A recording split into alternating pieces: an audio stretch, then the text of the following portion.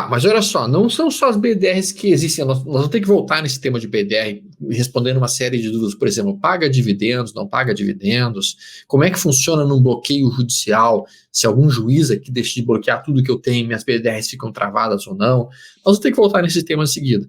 Mas não são só as BDRs que existem também, existe o IVVB11, que é uma outra forma de investir lá fora, existem as ETFs, né? Leandro, qual que é a tua opinião, cara, no sentido do seguinte, assim, como é que a pessoa pode estar diversificando? A gente já falou algumas vezes sobre isso, né? De que a pessoa não deve concentrar tudo apenas na economia brasileira, mas também ter um pouquinho de investimentos que abarquem as economias do resto do planeta. Mas qual que seria a tua opinião sobre isso especificamente? Qual seria a forma mais viável e mais prática e mais interessante, e vantagens e desvantagens delas, por favor? Claro. Bom, vamos começar avaliando aqui, né, um ranking que foi montado no final de semana. Esqueci agora o nome do analista que montou, mas o que importa é o dado, né? De todos os ETFs de países, porque uma das grandes vantagens que a gente tem operando a partir dos Estados Unidos é que praticamente tem mercado para tudo, né? Você tem liquidez e capacidade de atuar em qualquer mercado. Pegando as ETFs de países, porque um dos mercados muito interessantes você pode investir diretamente no ETF de Itália, de Alemanha, de Japão, de Coreia, enfim. Pegando todos os ETFs de países, adivinhem qual foi a pior performance dos últimos 10 anos? De todos os países. Não precisamos ir muito longe, né? Eu diria que Brasil, provavelmente. O Brasil teve, né, uma rentabilidade em 10 anos de menos 43%. E esse dado é mais preciso do que a gente vê nominalmente na Bolsa, porque a gente vê, né, o valor nominal da Bolsa perto de máxima histórica ou em máxima histórica. Quando a gente coloca a inflação, coloca a desvalorização cambial, a realidade aparece, né? Então, o que isso demonstra é que você não pode deixar todos os seus investimentos, todos os seus ovos numa mesma cesta. Você precisa diversificar os seus investimentos. Eu lembro lá em 2013, né, quando a gente falava sobre isso, nós alertávamos que aquelas políticas que estavam sendo desenvolvidas, era na época da Dilma ainda, nós teríamos problemas pela frente, de fato tivemos, né? Então, muita gente discorda, né, de várias coisas no mercado financeiro. Dificilmente 2, 3 analistas vão concordar com a mesma coisa. Mas se tem uma coisa que praticamente todos os analistas, todos os investidores concordam, é que você precisa diversificar os seus investimentos, né? Sim. Acho que isso é uma unanimidade. E infelizmente, no Brasil, a gente ainda tem uma realidade onde as pessoas concentram os seus investimentos só no Brasil. No último ranking também que saiu sobre isso, o brasileiro é um dos povos do mundo que menos diversifica globalmente. 0,7% dos investidores brasileiros tem algum investimento fora do Brasil ou denominado em outra moeda que não o real, né? Sim. Para vocês terem uma ideia, nos Estados Unidos esse índice chega a 60% e num país como a Alemanha chega a 80%.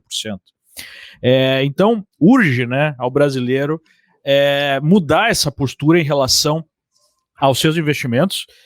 E a boa notícia é que isso nunca foi tão fácil, né? No passado, talvez uma das alternativas que nós tínhamos, uma das únicas, era um fundo cambial, ou seja, você tinha um fundo que você podia investir em dólares ou mesmo comprar dólares, né, e colocar embaixo do colchão. Talvez essas eram as únicas alternativas que existiam aí para o afegão médio, né, para o pequeno investidor.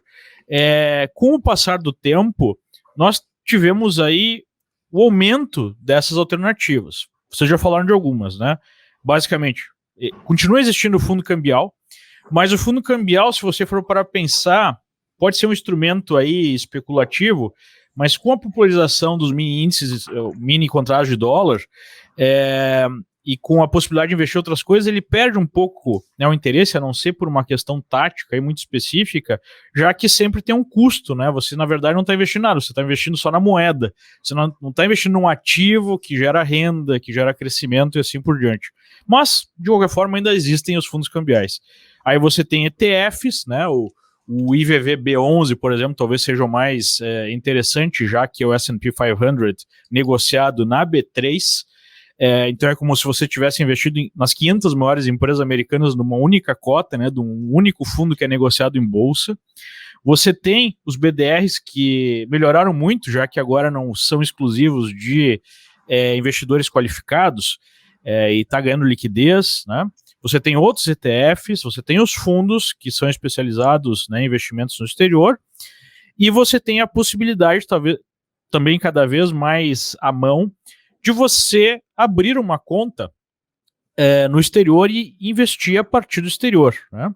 E elas não são excludentes, né? Eu vejo assim, qual é que é o caminho mais rápido, mais fácil? Bom, você já da sua conta na corretora brasileira, né, fazer uma alocação em algum desses ativos que já tem exposição ao exterior.